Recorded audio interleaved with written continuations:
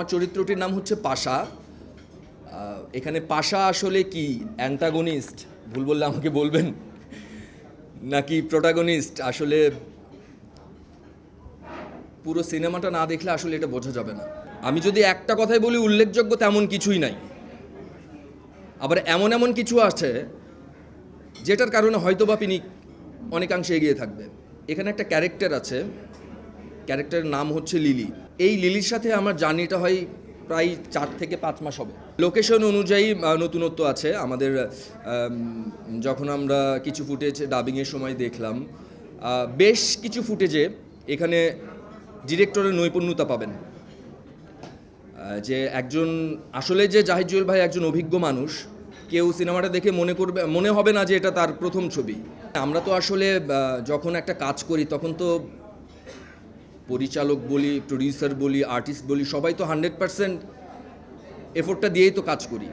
তো এখানে 100% যখন এফোর্টটা আছে তখন 100% আশাবাদী হওয়াটাই স্বাভাবিক। ঈদ মানে তো আনন্দ, ঈদ মানে খুশি। এখন এই আমাদের একটা ছবি দিয়ে কিংবা আরও অনেকগুলো যে ছবি আছে এগুলো দিয়ে যদি দর্শকের সাথে আনন্দটা ভাগাভাগি করা যায় তাহলে কেন আসবে না?